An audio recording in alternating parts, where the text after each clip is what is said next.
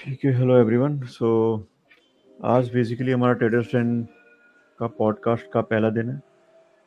तो basically traders trend एक ऐसी कम्युनिटी है जिसको ट्रेडर्स ने बनाया है, ट्रेडर्स के लिए बनाया है। और उसमें ट्रेडर्स एक दूसरे के साथ, पहले तो जो हमारा टैगलाइन है वो मैं एक्सप्लेन कर देता हूँ आपको। That is learn, trade and network. So first thing is learning, कि एक ट्रेडर दूसरे के साथ मिलके, दूसरे के साथ जुड़ के क्या सीख सकता है, उसकी ट्रेडिंग स्ट्रेटजी सीख सकता है, उसका माइंडसेट क्या है वो सीख सकता है। ठीक है, तो जब एक कम्युनिटी होती है तो हम एक दूसरे को सपोर्ट करते हैं उसकी पूरी जर्नी में। ठीक है, second thing is trade. So during the trading life वो जो भी सेगमेंट में ट्रेडिंग करता है, राइट, उसके अलावा अगर कोई दूसरा सेगमेंट है, कोई ट्रेडर उसको बेस्ट करता है, तो वो भी उसको एक अपॉर्चुनिटी मिलती है कि वो दूसरे सेगमेंट को भी एक्सप्लोर करता है because of the community. Third thing is network, के ट्रेडिंग काफ़ी इंडिविजुअल जर्नी है, काफ़ी हम बोर हो जाते हैं, इंडिपेंडेंट होते हैं, राइट। जैसे एक सीए और डॉक्टर्स का एक कम्युनिटी होता है, राइट, वो रेगुलरली एक दूसरे से मिलते हैं और उनके बिजनेस के बारे में एक दूसरे को सपोर्ट करते हैं। सिमिलरली ट्रेडिंग के साथ जो लोग जुड़े हुए हैं उनके साथ भी सेम नेटवर्किंग इफेक्ट आए, ठीक है, एक दूसरे को हेल्प कर पाए, तो उसके लिए हमने ट्रेडर्सन को स्टार्ट किया था, राइट। सो ट्रेडर्सन आज से स्टार्ट कर रहा है एक पॉडकास्ट जिसमें हम लोग टाइम टू टाइम इनवाइट करेंगे दूसरे ट्रेडर्स को भी, और जो हमारे इन हाउस ट्रेडर्स हैं, ठीक है, उनका मैं इंट्रोडक्शन आपको दे दूं। तो फर्स्ट जो सुजीत पाटिल। सो बेसिकली सुजीत भाई हमारे साथ जुड़े थे अराउंड 2 साल पहले, जब हमने ट्रेडर्सन का कॉन्सेप्ट एज ए कैफ़े रखा था। क्लब का हमने कोई स्टार्टिंग नहीं किया था उस टाइम पे। ठीक है, तो सुजीत भाई को ऑलरेडी 5+ ईयर्स का एक्सपीरियंस है ट्रेडिंग में, और पहले वो इंडियन मार्केट में ज़्यादा ट्रेडिंग करते थे। आफ्टर ट्रेडर्स जैन उनका एक्सपोजर दूसरे सेगमेंट में भी हुआ, और तब से वो हमारे साथ जुड़े हुए हैं।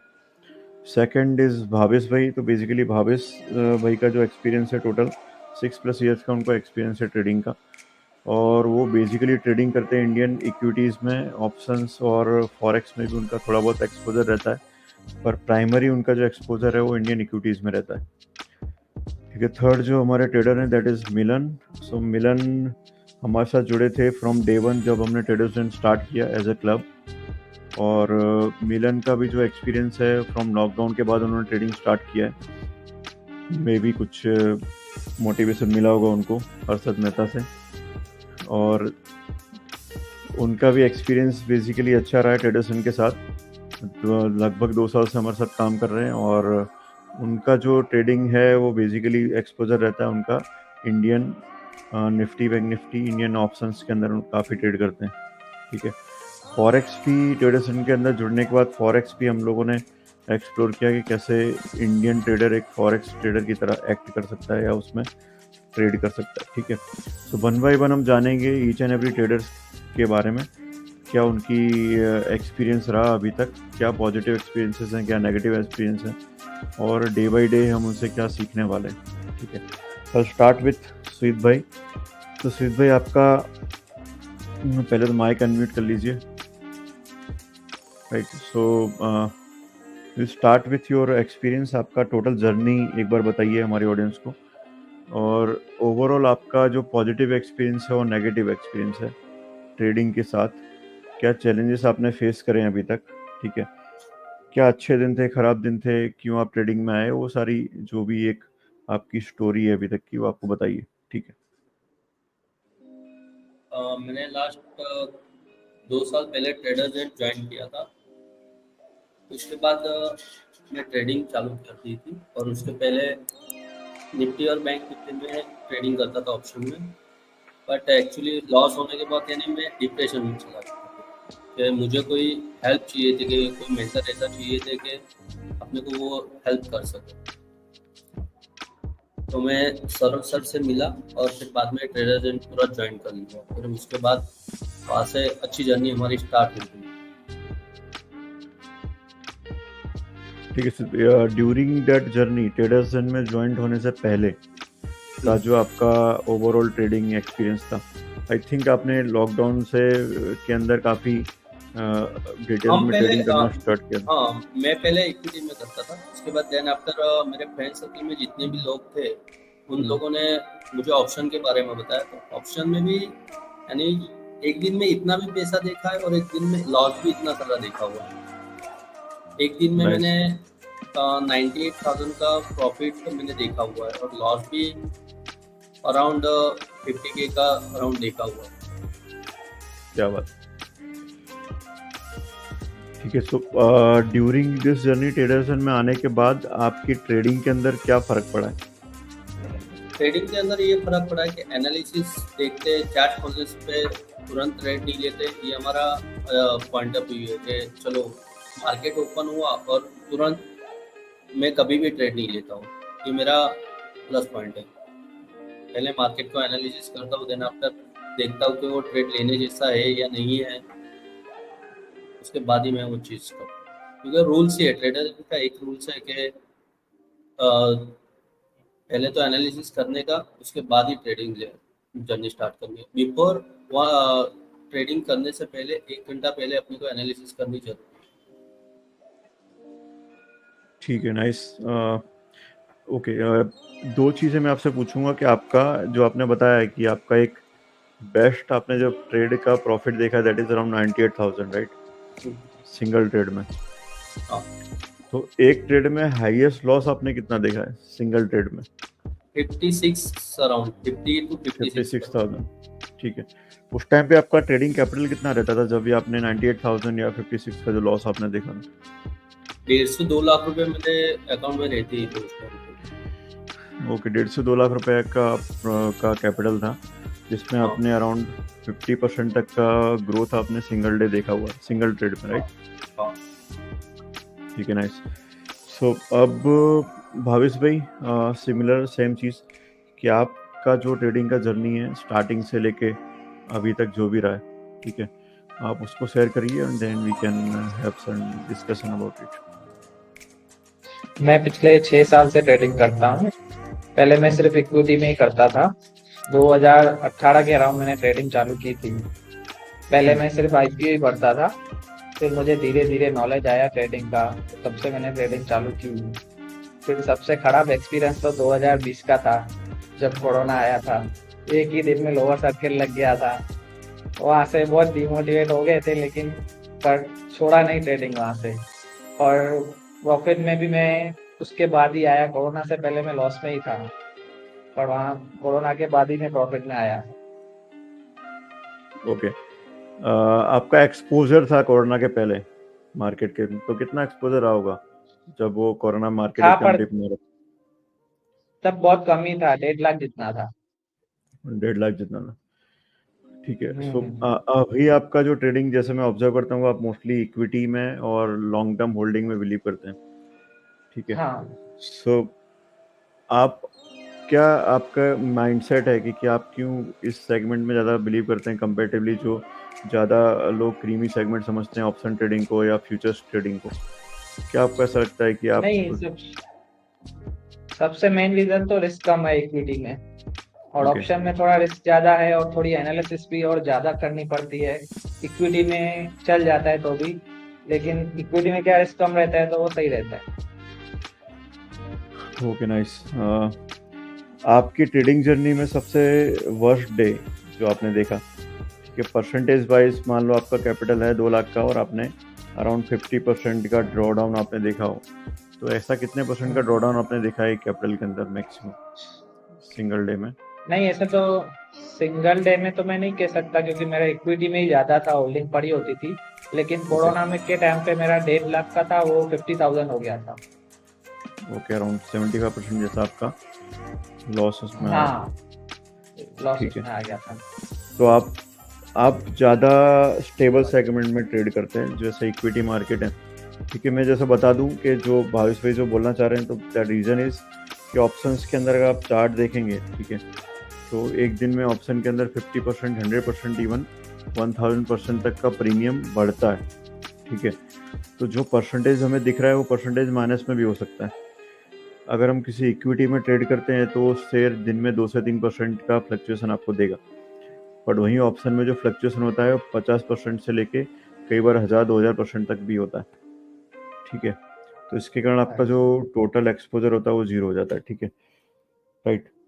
तो आपने राइट। हाईएस्ट प्रॉफिट कितना देखा है अभी तक ट्रेडिंग के अंदर सिंगल डे में? हाईएस्ट सिंगल डे में हाईएस्ट प्रॉफिट मैंने 32,000।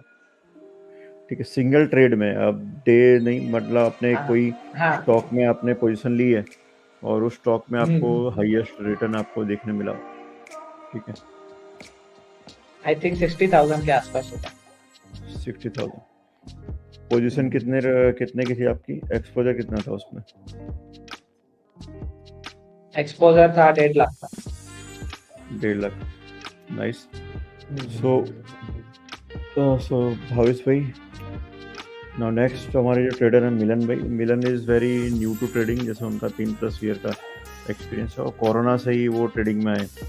और जैसे मैं ऑब्जर्व करता हूँ, हम सब लोग ट्रेडिंग में सबसे एग्रेसिव ट्रेडर हमारे मैंने देखा है तो हैं हमारे ग्रुप में मिलन भाई, ठीक है।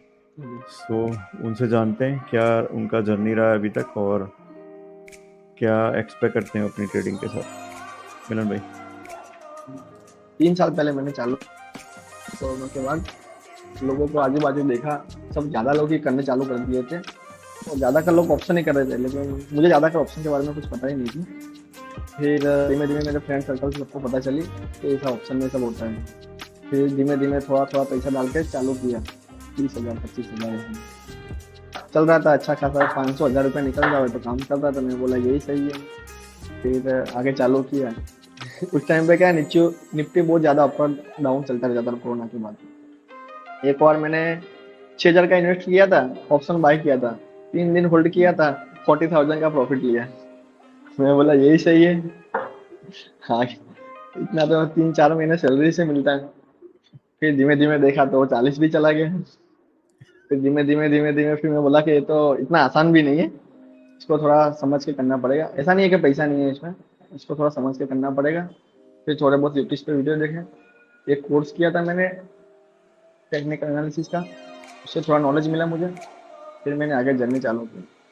फिर मुझे कुछ टाइम पहले ट्रेडर्स बैंक का मतलब मैंने देखा एडवर्टाइज, फिर वहाँ से मैंने सौरभ सर को मिला।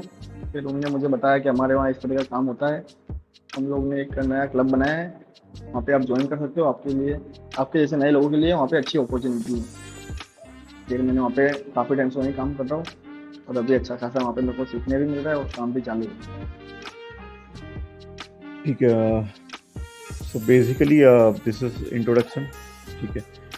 अब आते हैं कि आज का जो मार्केट, आज आई थिंक भावेश भाई और मिलन भाई आज इंडियन मार्केट में उन्होंने डेफिनेटली आज मार्केट को ऑब्जर्व किया होगा, ठीक है।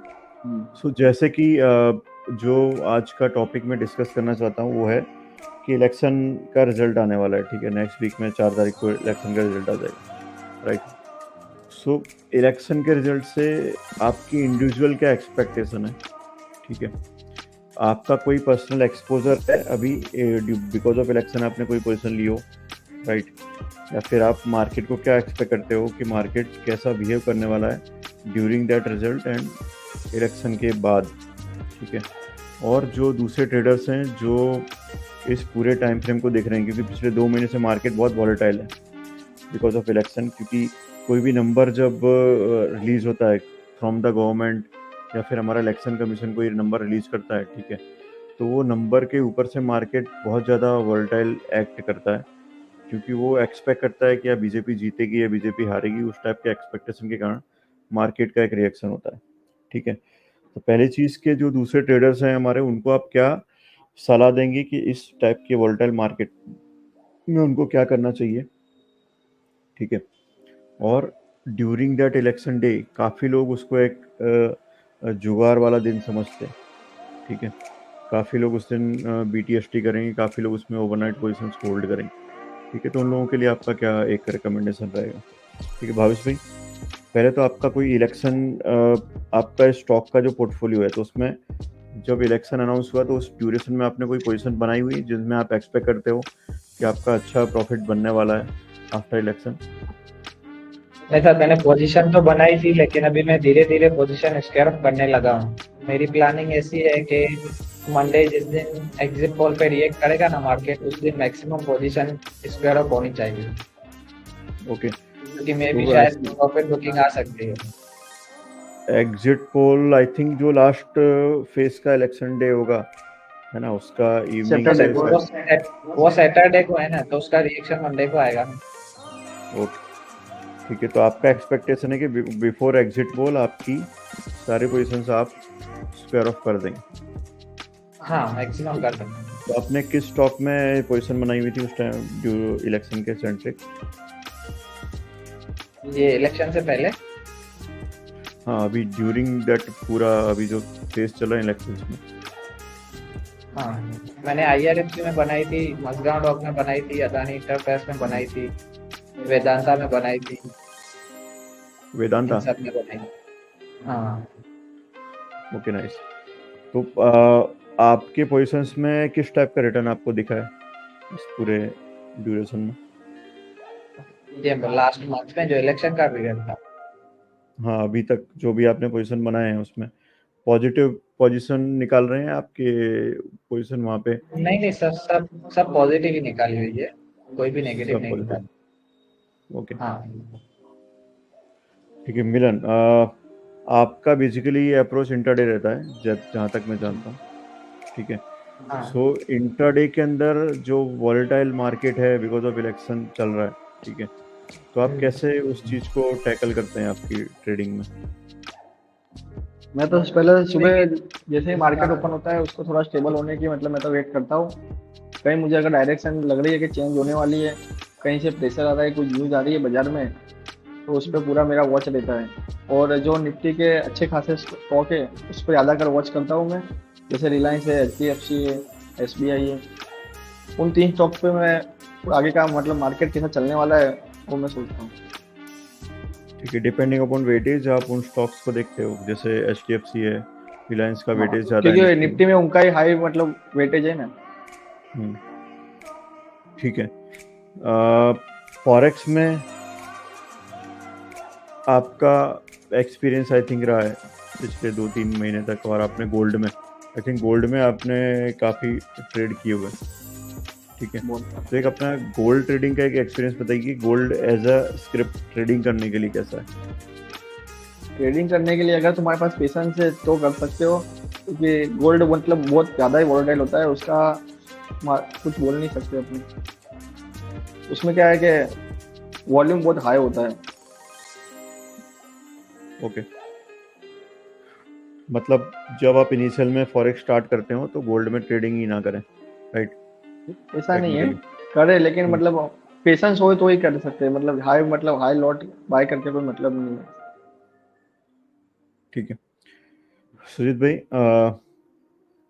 आपका कोई एक्सपोजर बिकॉज ऑफ इलेक्शन, और आपका फॉरेक्स कैसा चल रहा है?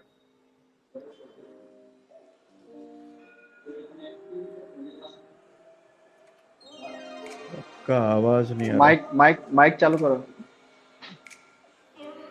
लास्ट 6 मंथ से मैंने भी फॉरेक्स में स्टार्ट है, क्योंकि इंडियन में देखता नहीं हूँ।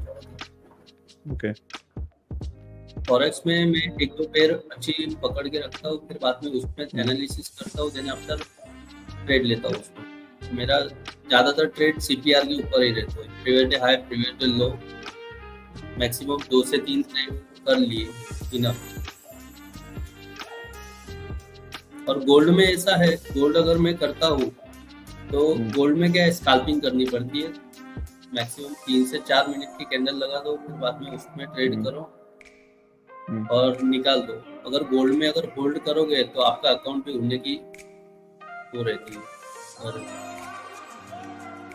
ठीक है, अकाउंट जाने की पॉसिबिलिटी भी रहती है उसमें, ठीक है। पॉसिबिलिटी बहुत रहती है, क्योंकि गोल्ड कभी भी मूवमेंट कर सकता है ऐसा। ठीक है नाइस। सो एक क्वेश्चन मेरे माइंड में आ रहा था कि बेसिकली जब आप एज अ ट्रेडिंग की जर्नी आप स्टार्ट करते हैं, ठीक है, जैसे मैंने देखा आप सबकी स्टोरी सेम रहती है कि हम ट्रेडिंग के अंदर आते हैं जब हम प्रॉफिट देखते हैं कि इसके अंदर अच्छा खासा पैसा बनाया जा सकता है, ठीक है। मैं इंडिविजुअली से जानना चाहूँगा, स्टार्ट विद भावेश भाई, कि आप, तो मुझे जो लगते हैं कि आप थोड़े पेशेंस, और आपका जो जिस टाइप की पोजीशंस होती हैं आप थोड़ा पेशेंस वाला ट्रेडिंग करते हैं, ठीक है। पर आपका ट्रेडिंग के अंदर आने के टाइम पे, जैसे आपका फर्स्ट 6 मंथ जो आपने देखा हुआ कि we can do very big, right, बहुत ज़्यादा कमा सकते हैं, इस टाइप का थिंकिंग रहता है। तो सिमिलर आपका थिंकिंग रहा, और उसके बाद फिर ड्यूरिंग दैट योर जर्नी जब आपने ट्रेडिंग को समझा और जब आपको लॉसेस कभी हुए होंगे, तो उसके बाद आपकी जो स्टार्टिंग की एक्सपेक्टेशन थी ज्वाइनिंग करने के बाद, और बाद में फिर आपने अपनी एक्सपेक्टेशन को कैसे चेंज किया ट्रेडिंग में? सर मैंने तो जब ट्रेडिंग स्टार्ट की थी पहले 2 साल तक लगभग लॉस में ही था। ओके। उसके 2 साल के बाद ही मैं प्रॉफिट में आया था कोरोना के बाद, बाकी सब तक तो मैं लॉस में ही था।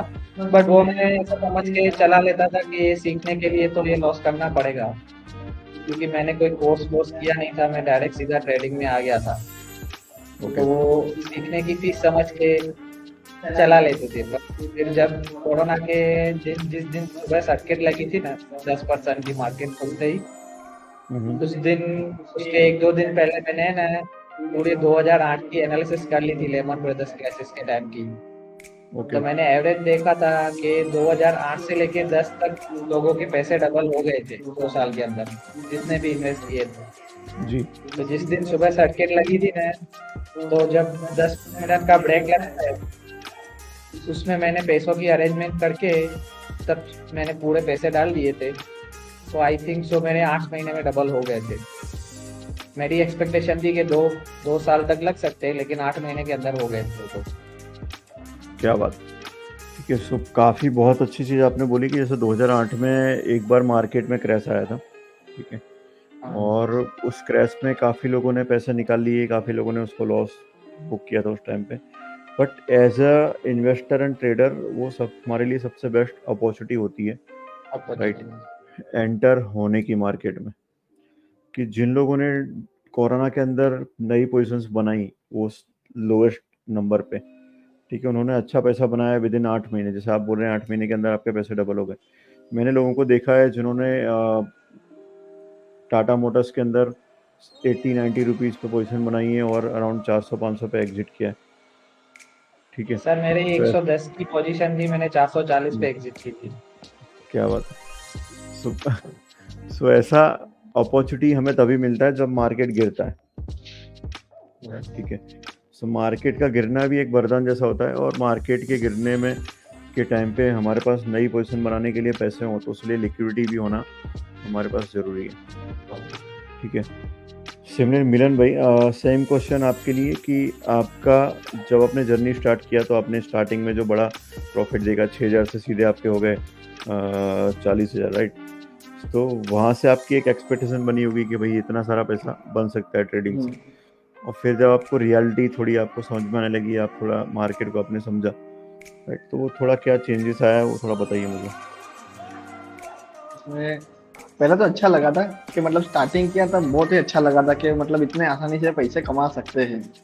फिर पता चला, फिर धीमे धीमे ट्रेडिंग तो रेगुलर करना चालू कर दिया था। रोज के दो ट्रेड लेकर रहता था। पहले मतलब लॉट साइड बहुत ही कम थी, फिर जब पूरा प्रॉपर काम चालू किया तो लॉट साइड बढ़ा दी और फिर लॉस आना चालू हुआ। वरना जब तक लॉट साइड कम थी तब तक अच्छा था, होल्डिंग नहीं हो सकता था। तो फिर लॉट साइड जैसे ही बढ़ाई उसमें लॉस आना चालू हुआ। फिर थोड़ा मन में डर तो आ ही गया था, ये पैसे आते तो बहुत फास्ट है, जाते भी बहुत फास्ट है। फिर थोड़ा बहुत फिर मेरे को ऐसा लगा कि नहीं, नॉलेज तो लेना ही होगा। फिर मतलब यूट्यूब पे काफ़ी सारे वीडियो देखे मैंने, उसके बारे में समझा, ऑप्शन के बारे में कि वो कैसे ऑपरेट करता है, कैसे उसके डेटा होते हैं, कहाँ लिक्विडिटी होती है, उसके बारे में थोड़ा पढ़ा। उसके बाद मैंने फिर मतलब अभी चालू किया है। ठीक है सुजीत भाई, सेम क्वेश्चन आपके लिए, ठीक है। सो माइक आपका अनम्यूट कर लीजिए पहले, ठीक है। और आई थिंक जो फर्स्ट एपिसोड है हमारा तो इश्यूज रहेगा, राइट, पर धीमे धीमे जब हम ज़्यादा हैबिचुअल हो जाएंगे इस चीज़ के तो आई थिंक वो इश्यूज निकल जाएंगे, राइट। तो सुजीत भाई सेम क्वेश्चन आपके लिए कि जब आप ट्रेडिंग स्टार्ट करा था आपके साथ भी ऐसा सरप्राइजिंग प्रॉफिट हुआ होगा, ठीक है। फिर वो सरप्राइजिंग हर वीक में मुझे सरप्राइजिंग प्रॉफिट मिलते थे, कभी 98,000 कभी 50,000, यानी बड़े नंबर बड़े देखे अपने। लॉस भले लॉस में अपने कट भी किया है, ऐसा नहीं है कि नहीं कट किया है। फिर बाद में उसके बाद इक्विटी में शिफ्ट किया अपने। इक्विटी में शिफ्ट करने के बाद उसमें भी लॉसेस 50% पोर्टफोलियो में अपने प्रॉफिट था और 50% में लॉस था। आप हर एक ट्रेडर की वही चीज़ होती है कि आप पूरा जितना भी पीएमएस लेके बैठो, ठीक है, तो भी उसमें ऐसा रहता है कि आधे शेयर जो थे वो लॉस में थे, आधे प्रॉफिट में थे, उसके वजह से अपने एग्जिट भी नहीं कर पा रहे थे। फिर नेट आपका वही नेट वही कि खड़ा था आपका। पढ़ाया था 25,000 प्रॉफिट में हो तो 25,000 लॉस में हो, तो यानी एवरेजिंग हो गया ना। इक्विटी में भी सेम चीज होती है। ओके, हाँ, नाइस। लास्ट क्वेश्चन मैं पूछूंगा, उसके बाद फिर we can wind this up, right? So अगर कोई ट्रेडिंग का जर्नी कोई एक बहुत ही बेसिक लेवल पे है, कोई राइट जो ट्रेडिंग को अभी सिर्फ ऊपर ऊपर से देख रहा है, ठीक है। अब मैं जो बताता हूँ कि जो इंस्टाग्राम के पहले का ट्रेडिंग था, ठीक है, मैं एक पर्सनल एक्सपीरियंस मेरा अगर बताऊँ कि इंस्टाग्राम से पहले जो ट्रेडिंग था और मेरा जो पर्सनल जर्नी है ट्रेडिंग का, वो स्टार्ट हो चुका था जब ऐसा कोई सोशल मीडिया नहीं था मार्केट में, राइट? तो जब 2010-11 की बात करूं, तब से अपन ट्रेडिंग के टच में थे। तब ऐसा कोई सोशल मीडिया और एक्सटर्नल इन्फ्लुएंस नहीं था जिसके कारण मैं ट्रेडिंग में आया, ठीक है। सो मेरा जो लर्निंग अप्रोच था वो डे वन से था कि trading is very serious job और उसके अंदर हमें सीखना है, और उसके अंदर ऐसे आप फंड मैनेजर या फिर आप पोर्टफोलियो मैनेजर की तरह आप एक प्रोफेशनल कैरियर भी डेवलप कर सकते हो, ठीक है। तो एक ट्रेडर जो आज स्टार्ट करने वाला है, उसके पास इतना सारा डेटा है ना, इंस्टाग्राम पे वो देख रहा है किसी की लाइफस्टाइल देख रहा है, किसी ट्रेडर की जर्नी देख रहा है। आज आप यूट्यूब पे खाली सर्च करो तो इंट्राडे ट्रेडर्स लाइफ, तो आपको बहुत सारे डेली वीडियो मिल जाएंगे। तो पूरा रिकॉर्डेड और स्क्रिप्टेड ही होता है। एक बंगले में उठ रहा होता है वो, ठीक है, फिर वो फ्रेशन अप और सब खाए नाश्ता करेगा 5 स्टार होटल की, उसकी पूरी जर्नी होती है। तो वो कहीं ना कहीं जो ट्रेडर नए जुड़ना चाहते हैं इस ट्रेडिंग का जो एक पूरा जंगल है उसमें, तो उनके माइंड में सब कुछ बहुत बड़ा बड़ा दिखा दिया जाता है डे वन से, ठीक है। तो इतने बड़े एक्सपेक्टेशन के साथ जब वो ट्रेडिंग में आते हैं, राइट, तो उनके लिए क्या आपकी सलाह होगी, राइट भावेश भाई, कि आप ट्रेडिंग में आए तो पहले आप उनको क्या आप एक सलाह देना चाहेंगे वो चीज़ वो देखें? सर पहले तो मैं यही कहना चाहूंगा कि इक्विटी से ही स्टार्ट करें, क्योंकि पेशेंस जो आपको चाहिए ना वो वहीं से मिलेगा।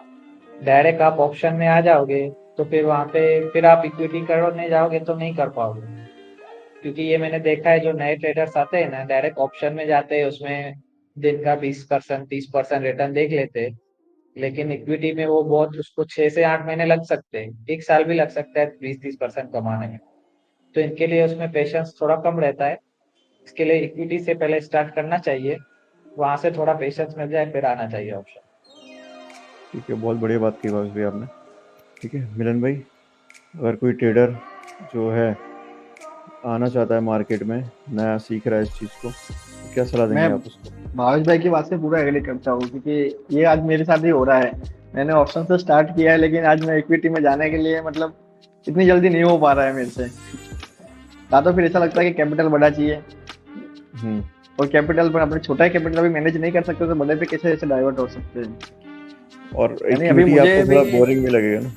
हाँ, मुझे इक्विटी ऐसा वही लगता है कि 2 से 3% लेने के लिए भी एक वीक भी चला जाता है, जबकि ऑप्शन में तो रोज का 10% 15% चले जाता है। ठीक है, ऑप्शन में तो आपने पोजीशन ली और 3-4% तो मे भी तुरंत हो जाता है विदिन, हाँ, ऐसे ही तुरंत, और चला भी तुरंत जाता है। राइट? लेकिन आज काफी इक्विटी में भी डाइवर्ट होना है तो इतनी आसान नहीं रहता है। इससे अच्छा पहले से ही मतलब इक्विटी में से ही तुम आओ तो वो ज्यादा बेहतर रहेगा।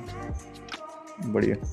ठीक है, स्वित भाई आपका क्या सलाह रहेगा जो न्यूबी ट्रेडर्स हैं, मार्केट में आना चाहते हैं और जस्ट स्टार्ट कर रहे हैं? जितने भी ट्रेडर है वो ऑप्शन देख के आ रहे हैं। रीजन के लोगों को पैसा दिखता है, ठीक है, कि मैंने आज इतना प्रॉफिट किया, यानी कोई खुद का लॉस नहीं बताता है कि मुझे इतना लॉस हुआ है, मेरे को इतना प्रॉफिट होता है। यानी फ्रेंड सर्कल में अपने जितने भी रहते हैं उतने ऑप्शन ट्रेडर तो कोई करता होता है, तो वो शेयर करते रहते हैं। तो मेरा यही कहना है कि अगर आप रियल मनी से लेके मत आओ, या पहले पेपर ट्रेडिंग करो, देन आफ्टर आपको किस तरीके से 3 से 4 महीने उस पेपर ट्रेडिंग को देखो, देन आफ्टर आप खुद का मनी लगा के आप ऑप्शन भी कर सकते हो, नहीं है ऐसा नहीं, बट उसमें एनालिसिस वो सब सीखना पड़ेगा आपको। आपको पहले तो फर्स्ट थिंग पेपर ट्रेडिंग करना पड़ेगा। ठीक है, नाइस। सो ओवरऑल काफ़ी मज़ा आया आप लोगों से बात करके, ठीक है। और हमारी ऑडियंस को भी थोड़ा बहुत डिटेल मिल गया होगा। बेसिकली जो हमारा सेशन है, podcast session, we are going to do it every day, right. But day by day हमारा एक थीम रहेगा, थीम के ऊपर। कल का बेसिकली हमारा थीम लगभग इस पूरे वीक तक हमारा एक थीम रहने वाला है, जो गवर्नमेंट टॉक्स हैं या गवर्नमेंट का जो एक्सपोजर है बिजनेस में, ठीक है। सो हम लोग कल पीएसयू बैंक्स के बारे में डिस्कस करेंगे, राइट, कि पीएसयू बैंक्स की क्या एक्सपोजर है प्राइवेट फर्म्स में, राइट। थोड़ा डिटेल में बताएंगे अपने ऑडियंस को, ठीक है। तो मिलते हैं कल, right. And thank you very much जो लोगों ने ये पॉडकास्ट को सुना, ठीक है। थैंक यू, मिलते हैं। क्योंकि सर या